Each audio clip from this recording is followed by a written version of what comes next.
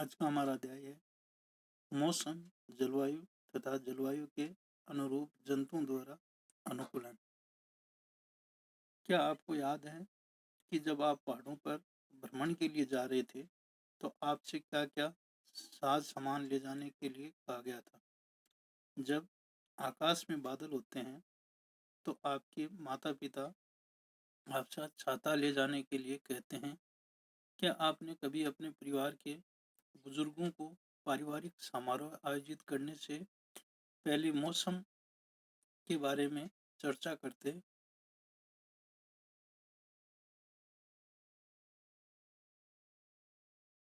करते सुना है? आपने अवश्य ही खेल शुरू होने से पहले विशेषज्ञों को मौसम के बारे में चर्चा करते हुए सुना होगा। क्या आपने कभी सोचा है कि ऐसा क्यों होता है? मौसम का किसी खेल पर अत्यधिक प्रभाव पड़ सकता है। इसका हमारे जीवन पर भी अत्यधिक प्रभाव पड़ता है। हमारे अनेक दैनिक क्रियाकलाप उस दिन के मौसम के पूर्वानुमान पर आधारित होते हैं। दूरदर्शन, रेडियो और दैनिक समाचार पत्रों में भी प्रतिदिन मौसम के बारे में जानकारी दी जाती है। लेकिन क्या आप जानते हैं कि वास्तव में मौसम है क्या?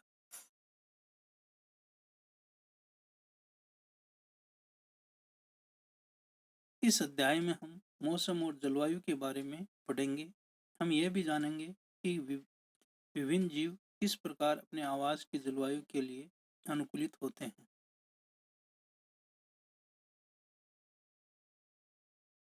7.1 मौसम के बारे में। चित्र 7.1 में किसी दैनिक समाचार पत्र में प्रकाशित मौसम की जानकारी का एक नमूना दिया गया। हम देखते हैं कि दैनिक मौसम की रिपोर्ट में पिछले 24 घंटों के ताप, आर्द्रता और वर्षा, यदि वर्षा हुई हो, के बारे में जानकारी होती है। मौसम रिपोर्ट में अगले दिन के मौसम के बारे में पूर्वानुमान भी किया जाता है।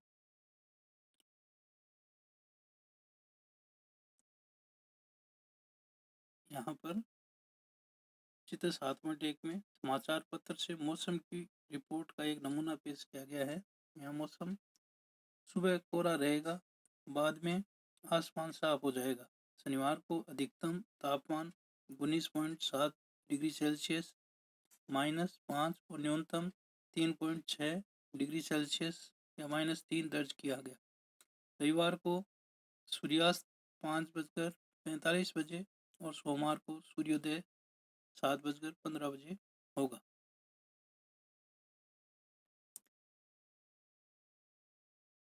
आश्चर्य है कि इस रिपोर्ट को कौन करता होगा। मौसम की रिपोर्ट भारत मौसम विज्ञान विभाग द्वारा तैयार की जाती है। यह विभाग प्रतिदिन विभिन्न स्थानों के वहां के ताप, पवन, वेग आदि पर आंकड़े एकत्रित करता है और मौसम के बारे में पूर्वानुमान लगाता है।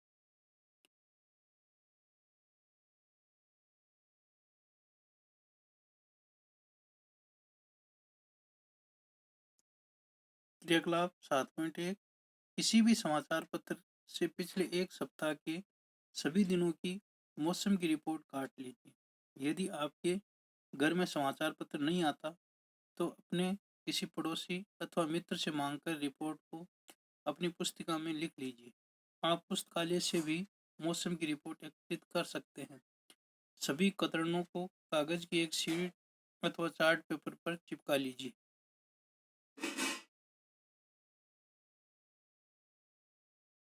अब सारणी 7.1 में अपने द्वारा एकत्रित की गई मौसम संबंधी जानकारी को नोट कीजिए। आपकी सहायता के लिए पहली पंक्ति में एक नमूना दिया गया है। सारणी के सभी कॉलमों में अपने चार्ट के अनुसार आंकड़े लिखिए।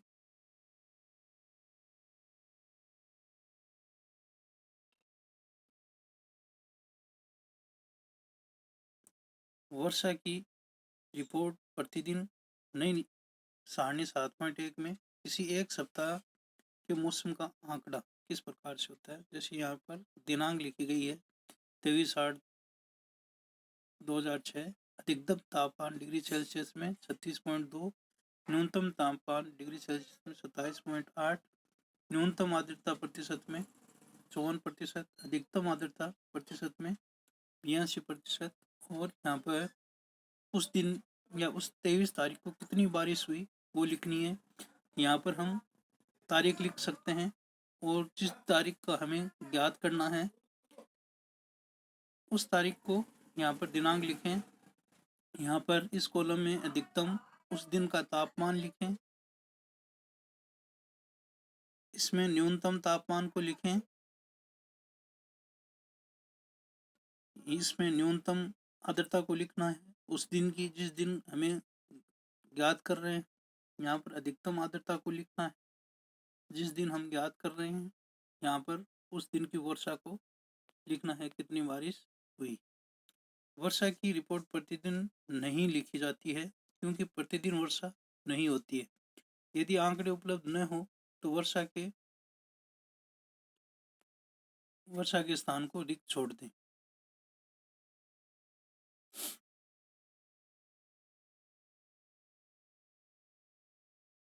वर्षा को वर्षा मापी नामक यंत्र से मापा जाता है। यह मूल रूप से एक मापक सिलेंडर होता है जिसके ऊपर वर्षा जल को एकत्रित करने के लिए एक कीप लगी रहती है। क्या आपके द्वारा बनाई गई सारणी के अनुसार सभी 7 दिन अधिकतम और न्यूनतम तापमान और आर्द्रता और वर्षा के माप समान रहे? आपकी सारणी में नोट किए गए अधिकतम और न्यूनतम तापमान कुछ दिनों के लिए समान हो सकते हैं, परंतु सभी प्राचल जैसे कि तापमान, आर्द्रता और वर्षा किन्हीं 2 दिनों के लिए भी समान नहीं होते। सप्ताह भर में इनमें काफी परिवर्तन हो सकते हैं। किसी स्थान पर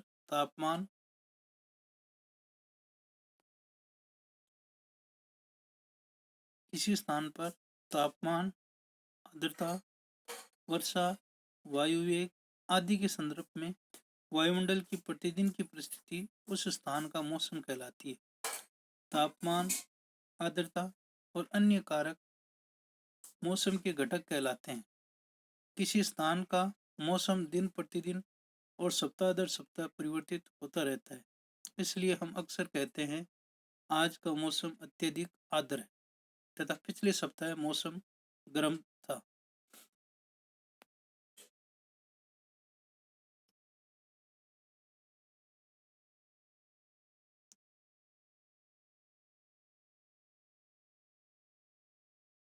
मौसम एक अत्यंत जटिल परिघटना है। यह क्षण भर में परिवर्तित हो सकता है। कभी कभी यह हो सकता है कि सुबह के समय धूप निकली हो लेकिन अचानक ही बादल आ जाएं और तेज वर्षा होने लगे, अथवा तेज वर्षा अचानक से बंद हो जाए और चटक धूप निकल आए। आपको अवश्य ही अनेक ऐसे अनुभव हुए होंगे। ऐसे किसी अनुभव को याद करने का प्रयास कीजिए और अपने मित्रों को इसके बारे में बताइए। चूंकि मौसम इतनी जटिल परिघटना है, अतः इसका पूर्वानुमान लगाना आसान कार्य नहीं है। मुझे आश्चर्य है कि मौसम इतनी तेजी से क्यों बदलता है। मैं जानना चाहती हूँ कि आखिर मौसम का क्या स्रोत है। चित्र 7.2 में दिए गए ग्राफ को देखिए। इसमें 3 अगस्त 2006 से 9 अगस्त 2006 का तक शिलांग, मेघालय में रिकॉर्ड किए गए अधिकतम तापमान को दिखाया गया है।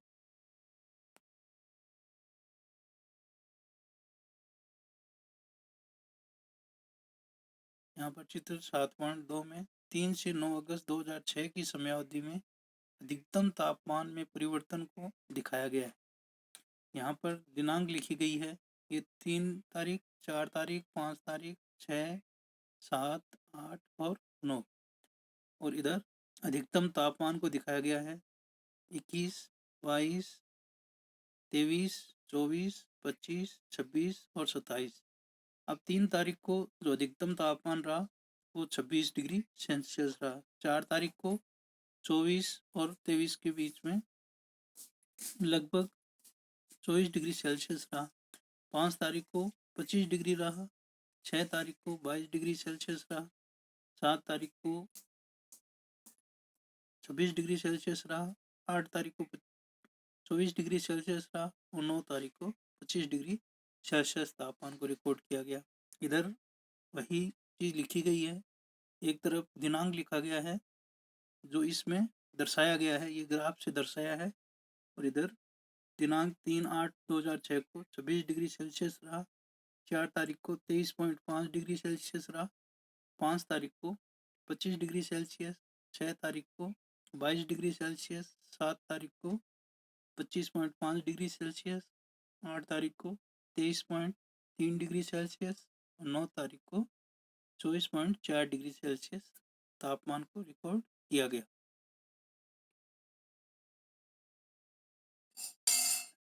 जैसा किसी भी मौसम की रिपोर्ट से स्पष्ट होता है कि अधिकतम और न्यूनतम तापमान को प्रतिदिन रिकॉर्ड किया जाता है, क्या आप जानते हैं कि इस तापमान को कैसे रिकॉर्ड किया जाता है? अध्याय 4 में आपने पढ़ा था कि इस कार्य के लिए विशेष तापमापी होते हैं, जिसमें अधिकतम न्यूनतम तापमापी कहते हैं। क्या आप अनुमान लगा सकते हैं कि दिन भर में किस समय तापमान अधिकतम और किस समय न्यूनतम होता है? दिन का अधिकतम तापमान सामान्यतः अपराह्न और दोपहर के बाद होता है, जबकि न्यूनतम तापमान सामान्यतः प्रातः या भोर में होता है। क्या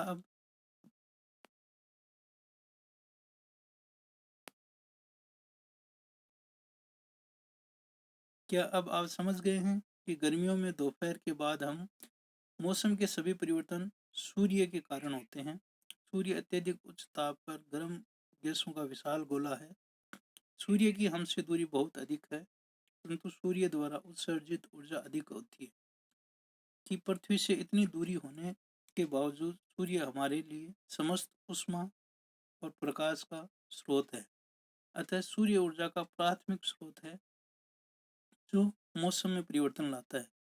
पृथ्वी के थल क्षेत्र, समुद्रों और वायुमंडल द्वारा अवशोषित और परावर्तित की जाने वाली ऊर्जा भी किसी स्थान पर मौसम को निर्धारित करने में महत्वपूर्ण होती है। यदि आप समुद्र के समीप रहते हैं तो आपने यह अनुभव किया होगा कि आपके स्थान का मौसम रेगिस्तान तथा पहाड़ी क्षेत्र के आसपास के मौसम से काफी भिन्न है।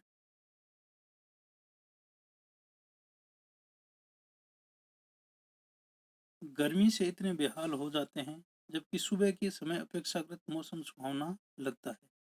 क्या आपने कभी सूर्योदय और सूर्यास्त के समय के बारे में सोचा है? आप जानते हैं कि सर्दियों में सायंकाल अंधेरा जल्दी क्यों हो जाता है और आपको खेलने के लिए अधिक समय नहीं मिल पाता?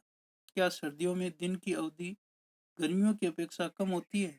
अध्याय के अंत में दिए गए परियोजना कार्य को पूरा करके इसका स्वयं पता लगाने का प्रयास कीजिए। 7.2 जलवायु। मौसम विज्ञानी प्रतिदिन मौसम संबंधी आंकड़ों को रिकॉर्ड करते हैं। पिछले अनेक दशकों के मौसम के रिकॉर्ड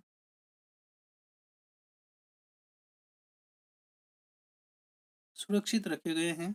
इनमें से हमें किसी स्थान के मौसम के पैटर्न या प्रतिरूप का निर्धारण करने में सहायता मिलती है।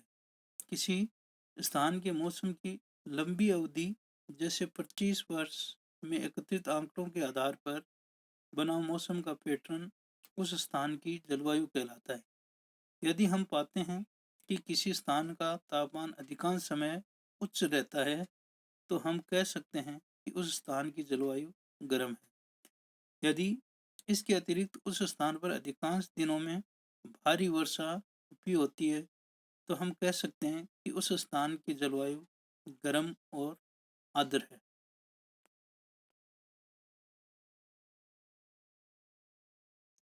सारणी 7.2 और 7.3 में हमने भारत के दो शहरों की जलवायु परिस्थितियों का विवरण दिया है। प्रत्येक माह के लिए औसत तापमान की गणना दो चरणों में की जाती है। हम पहले माह के प्रत्येक दिन के लिए रिकॉर्ड किए गए तापमान का औसत निकालते हैं। जैसे सारणी 7.2 में श्रीनगर, जम्मू और कश्मीर जलवायु के बारे में जानकारी दी गई है।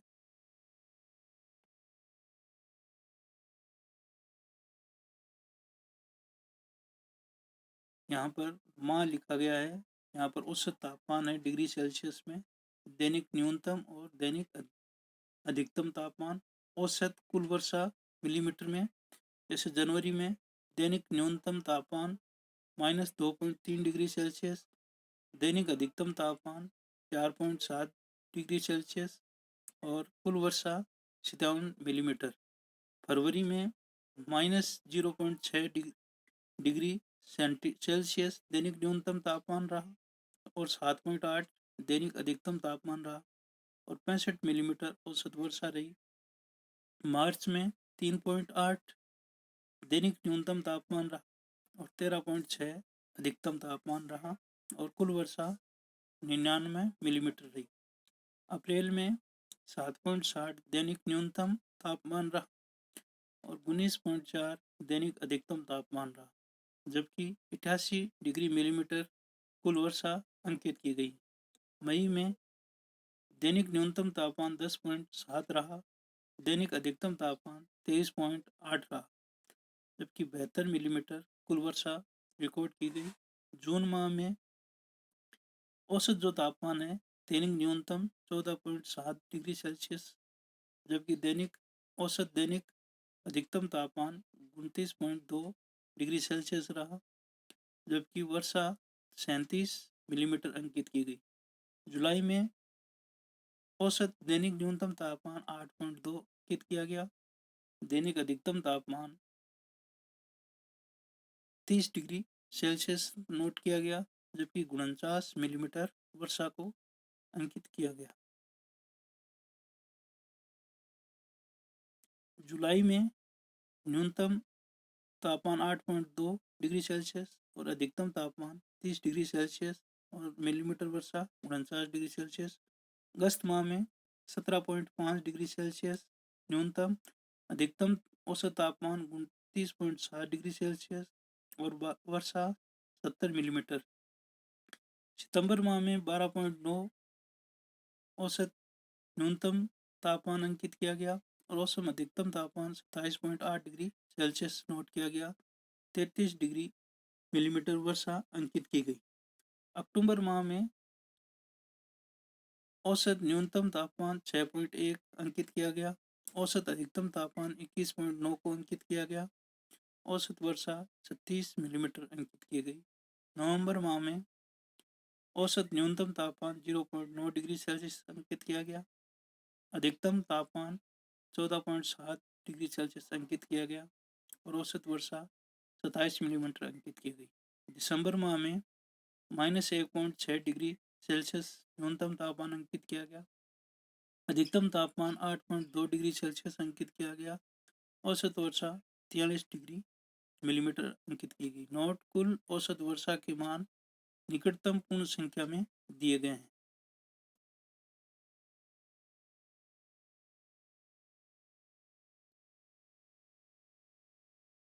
हैं। उसके बाद हम पिछले कई वर्षों में उसी माह के लिए अनेक वर्षों के औसत तापमानों की गणना कर सकते हैं। इससे हमें औसत या मध्यमान तापमान मिल जाता है। हम दो स्थान जम्मू और कश्मीर में श्रीनगर और केरल में तिरुवनंतपुरम सारणी 7.2 और 7.3 देखने पर हम आसानी से जम्मू कश्मीर और केरल के औसत तापमान में अंतर को देख सकते हैं। हम देख सकते हैं कि केरल और जम्मू कश्मीर की तुलना में बहुत गर्म और आर्द्र है, जिससे वर्ष के कुछ भाग में के मध्य में गर्म और मध्य आर्द्र जलवायु होती है।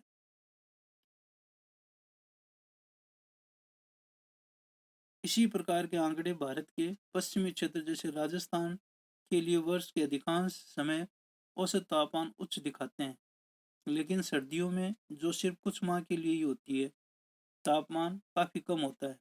इस क्षेत्र में बहुत कम वर्षा होती है।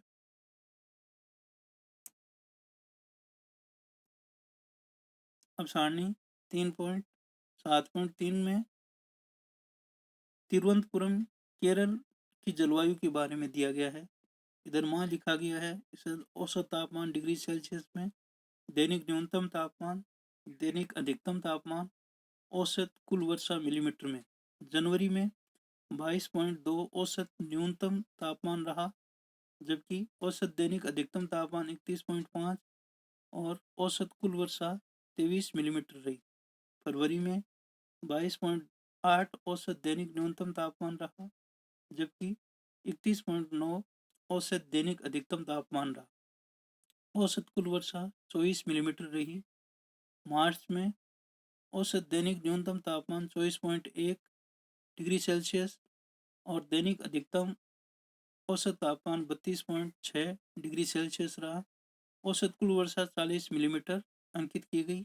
अप्रैल में औसत दैनिक न्यूनतम तापमान 24.9 डिग्री सेल्सियस रहा, जबकि औसत दैनिक अधिकतम तापमान 32.6 डिग्री सेल्सियस रहा। जबकि औसत कुल वर्षा 117 मिलीमीटर अंकित की गई।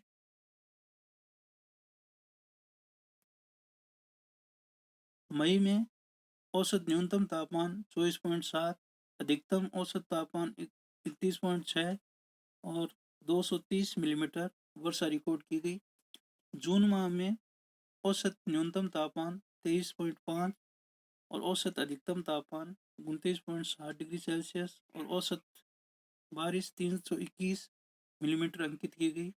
जुलाई माह में औसत न्यूनतम तापमान 23.1, औसत अधिकतम तापमान 29.2 और वर्षा 227 मिलीमीटर नोट की गई। अगस्त में 23.2 औसत न्यूनतम तापमान, औसत न्यूनतम अधिकतम तापमान 29.4 और 138 मिलीमीटर वर्षा को रिकॉर्ड किया गया। सितंबर माह में औसत न्यूनतम तापमान 23.3 डिग्री सेल्सियस, औसत अधिकतम तापमान 30 डिग्री सेल्सियस और 175 मिलीमीटर वर्षा को रिकॉर्ड किया गया। अक्टूबर माह में औसत न्यूनतम तापमान 23.3 डिग्री सेल्सियस, औसत अधिकतम तापमान 29.9 डिग्री सेल्सियस और वर्षा को 282 मिलीमीटर बारिश को रिकॉर्ड किया गया। नवंबर माह में 23.1 न्यूनतम तापमान को डिग्री सेल्सियस में नोट किया गया। 30.3 डिग्री सेल्सियस अधिकतम औसत तापमान को रिकॉर्ड किया गया। 185 मिलीमीटर बारिश को रिकॉर्ड किया गया। दिसंबर माह में 22.6 न्यूनतम औसत तापमान को रिकॉर्ड किया गया, जबकि 31 डिग्री सेल्सियस औसत अधिकतम तापमान को रिकॉर्ड किया गया और बारिश 66 मिलीमीटर बारिश को रिकॉर्ड किया गया। होती है ये किसी मरुस्थलीय जलवायु के लक्षण है। यहाँ जलवायु गर्म और शुष्क होती है। उत्तर पूर्वी भारत में वर्ष के अधिकांश भाग में वर्षा होती है, इसलिए हम कह सकते हैं कि उत्तर पूर्व की जलवायु आर्द्र है।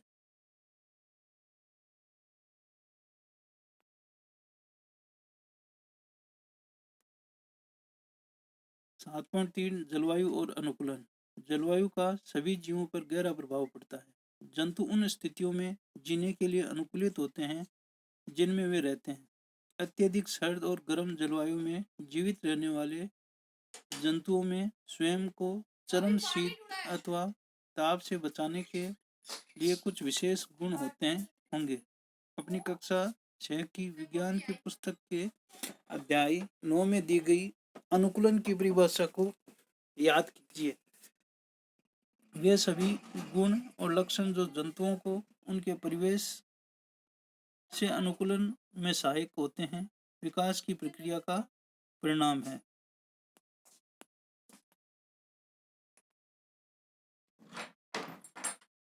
इस पुस्तक के अध्याय 9 में आप मौसम और जलवायु की मृदा पर प्रभाव के बारे में पढ़ेंगे। यहाँ हम केवल जंतुओं पर जलवायु के प्रभाव के बारे में पढ़ेंगे।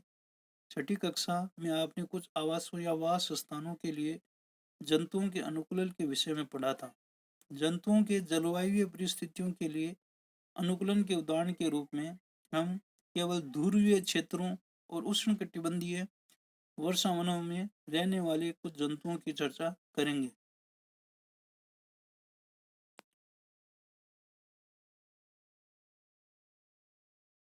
जैसा कि नाम से स्पष्ट है, ध्रुवीय क्षेत्र ध्रुवों के समीप स्थित होते हैं, जैसे उत्तरी ध्रुव और दक्षिणी ध्रुव। ध्रुवीय क्षेत्र में कुछ परिचित देश जैसे Canada, Greenland, Iceland, Norway, Sweden, Finland और अमेरिका में अलास्का और रूस के साइबेरिया क्षेत्र हैं। Bharat, Malaysia, Indonesia, Brazil, Congo गणतंत्र, केन्या, युगांडा, नाइजीरिया कुछ ऐसे देश हैं जहां उष्णकटिबंधीय वर्षावन पाए जाते हैं।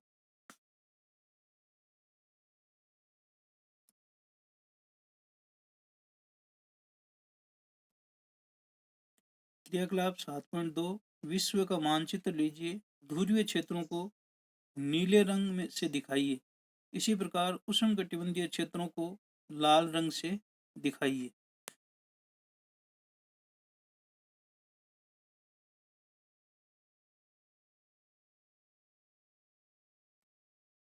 ध्रुवीय क्षेत्रों में चरम जलवायु पाई जाती है। ये क्षेत्र सदैव बर्फ से ढके रहते हैं और यहाँ वर्ष के अधिकांश भाग में अत्यधिक सर्दी रहती है।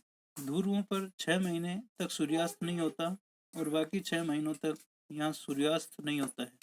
सर्दियों में तापमान -37 डिग्री सेल्सियस तक हो जाता है। यहाँ रहने वाले जंतु इन चरम स्थितियों के लिए अनुकूलित हो गए हैं। आइए हम ध्रुवीय भालू या पोलर बियर और पेंगुइन के उदाहरण से यह जानने का प्रयास करें कि वे किस प्रकार वहाँ की जलवायु के लिए अनुकूलित हैं।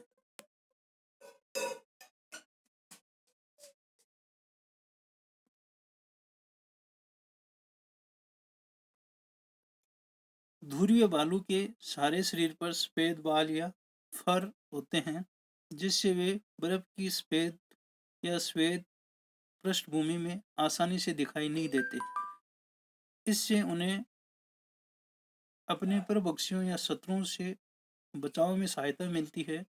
साथ ही इससे उन्हें शिकार को पकड़ने में भी सहायता मिलती है।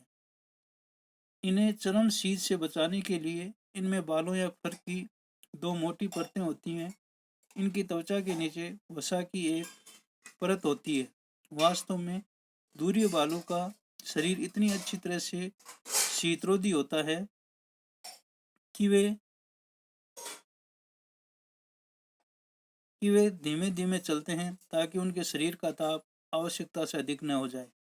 ये अपने शरीर को बहुत अधिक गर्म हो जाने से बचाने के लिए अक्सर विश्राम करते हैं। गर्म मौसम में भौतिक क्रियाकलापों के बाद ध्रुवीय भालुओं को अपने शरीर को ठंडा करना पड़ता है, अतः ध्रुवीय भालू समुद्री जल में तैरते रहते हैं। ये अच्छे तैराक होते हैं। इनके पंजे चौड़े और बड़े होते हैं, जो न केवल अच्छी तरह से तैरने में इनकी सहायता करते हैं,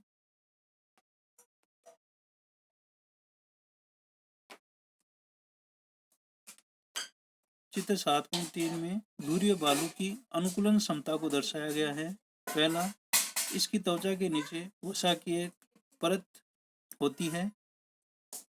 इनका शरीर शीतरोधी होता है और इन्हें गर्म रखता है। ये सर्द मौसम में हमें गर्म रखती है। इसके शरीर पर बालों की दो मोटी परतें होती हैं। यह इन्हें बर्फ पर चलने में सहायता प्रदान करते हैं। इनमें नखर या नाखून मुड़े हुए लंबे पेन होते हैं। ये इन्हें बर्फ में चलने में सहायता प्रदान करते हैं।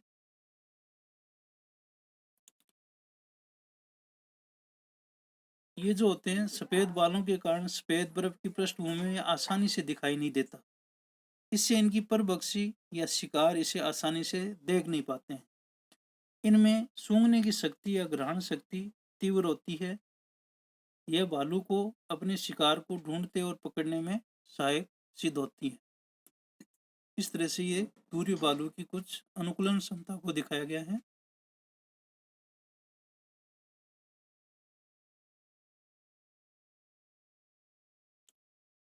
बल्कि इन्हें बर्फ में चलने में भी सहायक होते हैं।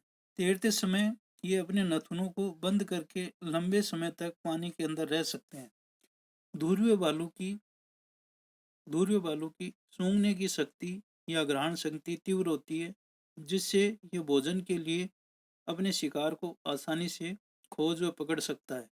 हम ध्रुवीय भालू के अनुकूलनों को चित्र 7.3 में दिखाए गए पूर्वा चित्र द्वारा आसानी से समझ सकते हैं। ध्रुवीय क्षेत्र का एक अन्य परिचित जंतु पेंगुइन है। चित्र 7.4 ये भी सफेद या श्वेत होते हैं और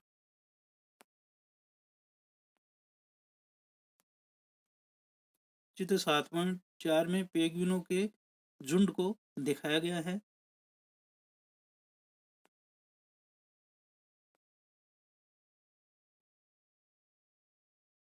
आसानी से बर्फ की सफेद पृष्ठभूमि में मिल जाते हैं। इनके शरीर में भी स्वयं को सर्दी से बचाने के लिए मोटी त्वचा और अत्यधिक वसा होती है।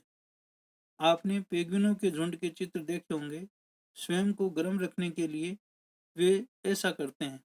याद कीजिए कि जब आप खचाखच भरे किसी कमरे या हॉल में होते हैं तो आप कितना गर्म महसूस करते हैं। ध्रुवीय भालू की तरह ही पेंगुइन भी अच्छे तैराक होते हैं। इनका शरीर धारारेखित होता है और इनके पैरों में जाल जैसा होता है जिससे ये अच्छे तैराक होते हैं। चित्र 7.5 में पेंगुइन के पैरों को दिखाया गया है।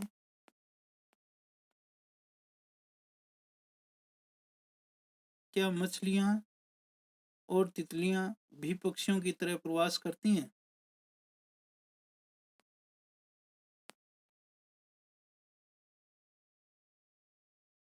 ध्रुवीय क्षेत्र में रहने वाले अन्य जंतुओं में अनेक प्रकार की मछलियाँ, कस्तूरी मृग, रेनडियर, लोमड़ी, सील, व्हेल तथा अन्य प्रकार के पक्षी सम्मिलित हैं। नोट कीजिए कि जहाँ मछली ठंडे जल में लंबे समय तक रह सकती है, वहीं पक्षियों को जीवित रहने के लिए अपने शरीर को गर्म रखना आवश्यक होता है।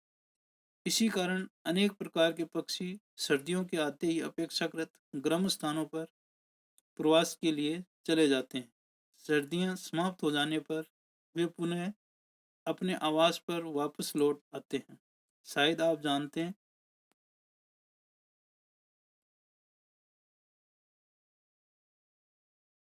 इसी कारण अनेक प्रकार के पक्षी सर्दियों के आते ही अपेक्षाकृत गर्म स्थानों पर प्रवास के लिए चले जाते हैं। सर्दियां समाप्त हो जाने पर वे पुनः अपने आवास पर वापस लौट आते हैं। शायद आप जानते होंगे कि भारत ऐसे अनेक पक्षियों का प्रवास स्थान है। अपने साइबेरियन क्रेनों के बारे में सुना होगा, जो साइबेरिया से राजस्थान में भरतपुर और हरियाणा में सुल्तानपुर जैसे स्थानों पर सर्दियों में प्रवास के लिए आते हैं। कुछ पक्षी उत्तर पूर्व के कुछ आर्द्र स्थानों और भारत के कुछ अन्य स्थानों में भी प्रवास के लिए आ जाते हैं। चित्र 7.6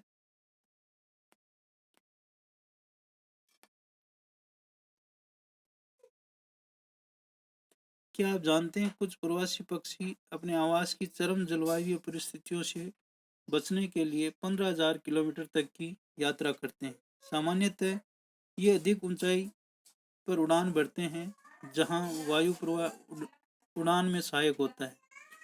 इस जलवायु की शीत स्थितियां उनकी उड़ान पेशियों द्वारा उत्पन्न ऊष्मा का विसरण आसान कर देती हैं। लेकिन आश्चर्य की बात है कि प्रवासी पक्षी वर्ष दर वर्ष एक ही स्थान पर कैसे आते रहते हैं। ये एक रहस्य है। ऐसा लगता है कि इन पक्षियों में दिशा का सहजबोध होता है और ये जानते हैं कि किस दिशा में उड़ना है। मार्गदर्शन के लिए संभवतः कुछ भूचिन्हों या लैंडमार्क का उपयोग करते हैं। संभवतः अनेक पक्षियों को दिन में सूर्य और रात्रि में तारों से मार्गदर्शन मिलता है। इसके भी कुछ प्रमाण हैं कि पक्षी दिशा का पता लगाने के लिए पृथ्वी के चुंबकीय क्षेत्र का उपयोग करते हैं। केवल पक्षी ही ऐसे जंतु नहीं हैं जो प्रवास करते हैं। अनेक स्तनधारी जीव, अनेक प्रकार की मछलियाँ और कीट भी अधिक अनुकूलन की तलाश के लिए मौसमी रूप में प्रवास करते हैं।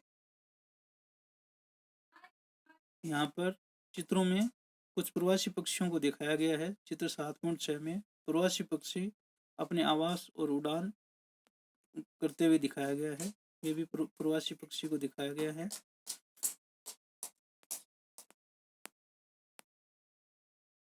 उष्णकटिबंधीय वर्षावन। उष्णकटिबंधीय क्षेत्रों की जलवायु सामान्यतः गर्म होती है क्योंकि यह क्षेत्र भूमध्य रेखा के आसपास स्थित होता है।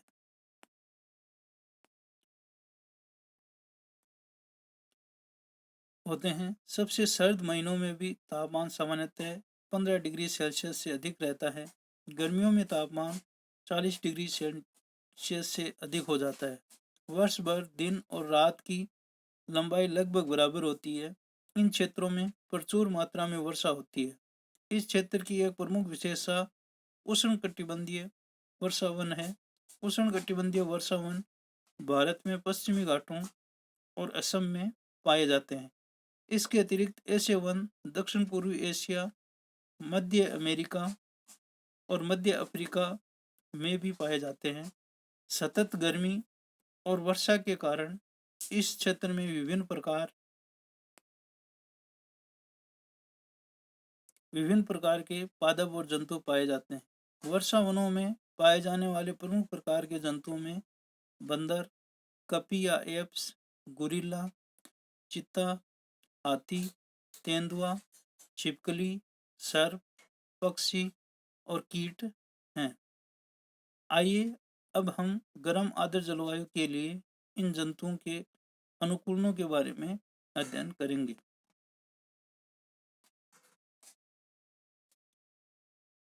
वर्षा वन में जलवायु परिस्थितियां अनेक किस्मों के जंतुओं की विशाल जनसंख्या के जीवन व्यापन के लिए अत्यधिक उपयुक्त है। चूँकि जंतुओं की जनसंख्या अधिक होती है, अतः उनमें भोजन और आश्रय के लिए सघन प्रतिस्पर्धा होती है। अनेक जंतु वृक्षों पर रहने के लिए अनुकूलित होते हैं। लाल नेत्रों वाले मेंढक के पैर के तलवे चिपचिपे होते हैं, जो उन्हें उन वृक्षों पर चढ़ने में सहायता करते हैं जिन पर वे रहते हैं। चित्र 7.7। चित्र 7.7 लाल नेत्र वाला मेंढक को दिखाया गया है। वृक्षों पर रहने में सहायता करने के लिए बंदरों की लंबी पूंछ होती है, जो शाखाओं को पकड़ने में सहायक होती है।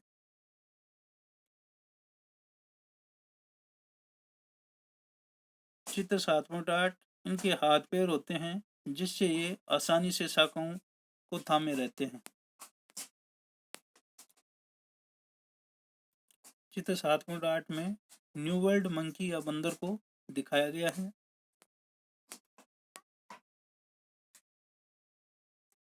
क्योंकि इन वनों में आवास करने वाले जंतुओं में भोजन के लिए परस्पर स्पर्धा होती है, कुछ जंतु ऐसे भोजन को प्राप्त करने के लिए अनुकूलित होते हैं और अन्य जंतु आसानी से नहीं पहुंच सकते। उदाहरण के लिए टुकन नामक पक्षी की लंबी बड़ी चोंच होती है, जिसकी सहायता से वह ऐसी शाखाओं में लगे फलों तक पहुंच सकता है जो बहुत कमजोर होती हैं और उनका भार नहीं सह सकती। चित्र 7.9 में दिखाया गया है। यह है चित्र 7.9 में टुकन पक्षी को दिखाया गया है।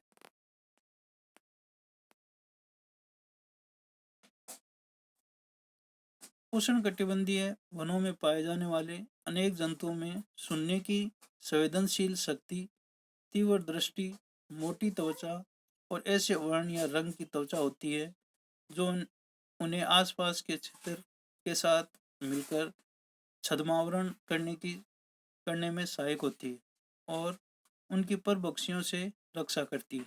उदाहरण के लिए बिलाव परिवार के जंतुओं जैसे शेर और चीता में मोटी खाल होती है तथा उनको सुनने की शक्ति संवेदनशील होती है। चित्र 7.10 में लॉयन टेल्ड लंगूर या मंकी को दिखाया गया है।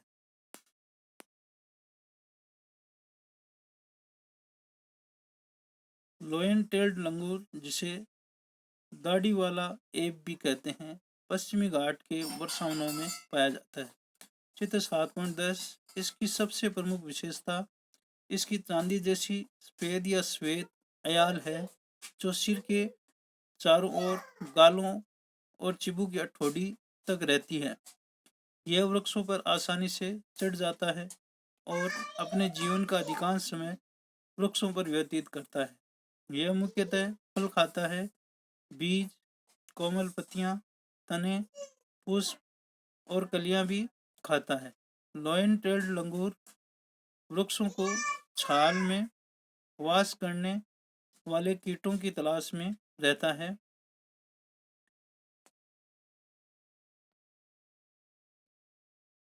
चूंकि ये लंगूर वृक्षों पर पर्याप्त भोजन जुटा पाने में समर्थ होते हैं, अतः वे भूमि पर यदाकदा ही आते हैं।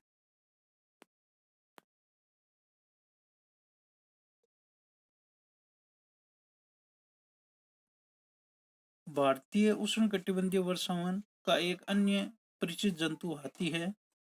चित्र 7.11। हाथी अनेक प्रकार से वर्षावनों की परिस्थितियों के लिए अनुकूलित हो गए हैं। इसकी सूंड को ध्यान से देखिए, जिसका उपयोग वह नाक के रूप में करता है। लंबी सूंड से इसकी सूंघने की शक्ति बहुत अच्छी हो जाती है। हाथी द्वारा सूंड का उपयोग भोजन को उठाने के लिए भी किया जाता है। यद्यपि इसके बाह्य दांत, जिन्हें रद्द कहते हैं,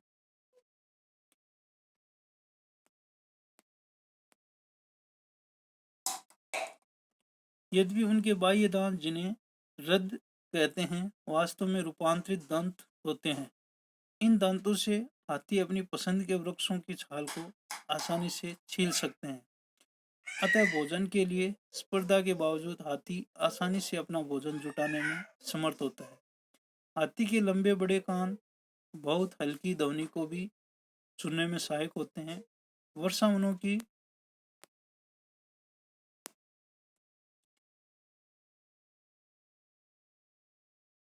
वर्षावनों की गर्म और आर्द्र जलवायु में हाथी को ठंडा रखने में भी उसके कान सहायक होते हैं। यहाँ पर चित्र 7.11 में भारतीय हाथी को दिखाया गया है।